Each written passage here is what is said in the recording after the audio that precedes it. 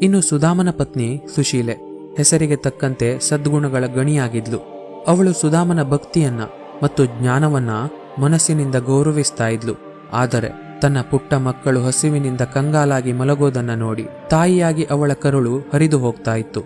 ಮಕ್ಕಳು ಹಸಿವಿನಿಂದ, ಅಮ್ಮ ಹೊಟ್ಟೆ ಹಸಿತಾ ಇದೆ, ಇವತ್ತಾದರೂ ನಮಗೆ ತಿನ್ನಲು ಏನಾದರೂ ಸಿಗುತ್ತಾ ಅಂತ ಕೇಳ್ತಾ ಇದ್ದಾಗ ಸುಶೀಲೆ ಬಳಿ ಉತ್ತರವಿಲ್ಲದೆ ಕಣ್ಣೀರು ಸುರಿಸ್ತಾ ಇದ್ಲು. ಅವಳು ಮಕ್ಕಳಿಗೆ ನೀರನ್ನ ಕುಡಿಸಿ ಕತೆಗಳನ್ನ ಹೇಳಿ ಮಲಗಿಸ್ತಾ ಇದ್ಲು. ಸುಧಾಮ ಮಾತ್ರ ತನಗಾದ ಈ ಕಷ್ಟವನ್ನ ತನ್ನ ಪೂರ್ವಜನ್ಮದ ಕರ್ಮ ಮತ್ತು ಭಗವಂತನ ಪ್ರಸಾದ ಎಂದು ಅಂದುಕೊಂಡಿರ್ತಾನೆ.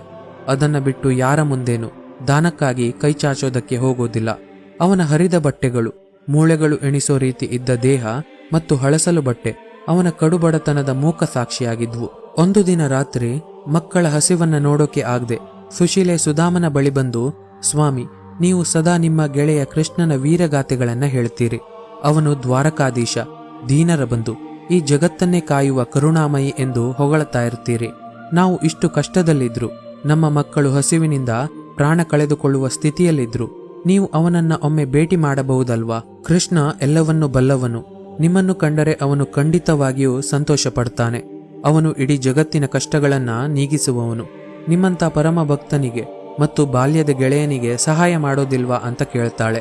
ಸುಧಾಮನಿಗೆ ಆರಂಭದಲ್ಲಿ ಅತಿಯಾದ ಹಿಂಜರಿಕೆ. ಯಾಕೆ ಅಂದ್ರೆ ನಾವು ಒಬ್ಬ ಗೆಳೆಯನ ಬಳಿ ಸಹಾಯ ಕೇಳಲು ಹೋದ್ರೆ ಆ ಸ್ನೇಹದ ಪವಿತ್ರತೆಗೆ ಧಕ್ಕೆ ಬರಬಹುದು. ಸ್ನೇಹವು ನಿಸ್ವಾರ್ಥವಾಗಿರಬೇಕು ಎಂದು ಅವನು ಯೋಚಿಸ್ತಾನೆ. ಆದರೆ ಸುಶೀಲೆ ಮಾತುಗಳು ಮತ್ತು ಮಕ್ಕಳ ಸೊರಗಿದ ಮುಖಗಳು ಅವನನ್ನ ಚಿಂತೆಗೆ ನೂಕಿಬಿಡ್ತು. ಗೆಳೆಯನನ್ನ ನೋಡುವ ಹಂಬಲವೂ ಒಂದು ಕಡೆ ಇತ್ತು. ಕೊನೆಗೆ ಮನಸ್ಸನ್ನ ಗಟ್ಟಿ ಮಾಡಿಕೊಂಡು ದ್ವಾರಕೆಗೆ ಹೋಗಲು ಒಪ್ಪಿಕೊಳ್ತಾನೆ. ಗೆಳೆಯನನ್ನ ಭೇಟಿ ಮಾಡಲು ಹೋಗ್ತೇನೆ ಸುಶೀಲೆ, ಆದರೆ ಬರಿಗೈಯಲ್ಲಿ ಗೆಳೆಯನ ಮನೆಗೆ ಹೋಗೋದು ಶಾಸ್ತ್ರಕ್ಕೆ ವಿರುದ್ಧ. ಕೃಷ್ಣನಿಗೆ ಏನಾದರೂ ಪ್ರಿಯವಾದ ಉಡುಗೊರೆ ತೆಗೆದುಕೊಂಡು ಹೋಗಬೇಕಲ್ವಾ? ದ್ವಾರಕೆಯ ರಾಜನಿಗೆ ಕೊಡಲು ನನ್ನ ಬಳಿ ಏನಿದೆ ಅಂತ ಸುಶೀಲೆ ಹತ್ರ ಕೇಳ್ತಾನೆ. ಆಗ ಸುಶೀಲೆ ಮನೆಯಲ್ಲಿ ಇಡೀ ದಿನವೂ ಹುಡುಕಿದ್ರೂ ಒಂದು ಹಿಡಿ ಧಾನ್ಯವೂ ಸಿಗೋದಿಲ್ಲ. ಅವಳು ಅಕ್ಕಪಕ್ಕದ 4 ಮನೆಗಳಿಗೆ ಹೋಗಿ ಕಷ್ಟಪಟ್ಟು 4 ಹಿಡಿ ಅವಲಕ್ಕಿಯನ್ನ ತರುತ್ತಾಳೆ. ಆ ಅವಲಕ್ಕಿಯನ್ನ ಸುಧಾಮನ ಹಳೆಯದಾದ 100 ರಂಧ್ರಗಳಿದ್ದ ಹರಿದ ಬಟ್ಟೆಯಲ್ಲಿ ಹಾಕಿ ಒಂದು ಗಂಟನ್ನ ಕಟ್ಟುತ್ತಾಳೆ. ಸುಧಾಮ ಆ ಪುಟ್ಟ ಅವಲಕ್ಕಿಯ ಗಂಟನ್ನ ತನ್ನ ಪ್ರಾಣಕ್ಕಿಂತ ಹೆಚ್ಚಾಗಿ ಎದೆಗೆ ಅಪ್ಪಿಕೊಂಡು ದ್ವಾರಕೆಗೆ ಹೋಗಲು ಸಿದ್ಧನಾಗ್ತಾನೆ. ಬರಿಗಾಲಲ್ಲಿ ಮೈಲುಗಟ್ಟಲೆ ನಡೆದ ಅವನ ಪಾದಗಳು ಕಲ್ಲು ಮುಳ್ಳುಗಳಿಂದ ಚುಚ್ಚಿಕೊಂಡು ರಕ್ತಸಿಕ್ತವಾಗಿತ್ತು. ದಾರಿಯುದ್ದಕ್ಕೂ ಕೃಷ್ಣ ಎಂಬ ನಾಮಸ್ಮರಣೆ ಮಾತ್ರ ಅವನನ್ನ ನಡೆಯುವಂತೆ ಮಾಡ್ತಾ ಇತ್ತು. ದ್ವಾರಕೆಯನ್ನ ತಲುಪುವಾಗ ಅವನಿಗೆ ಒಂದು ದೊಡ್ಡ ಆತಂಕ ಕಾದಿತ್ತು.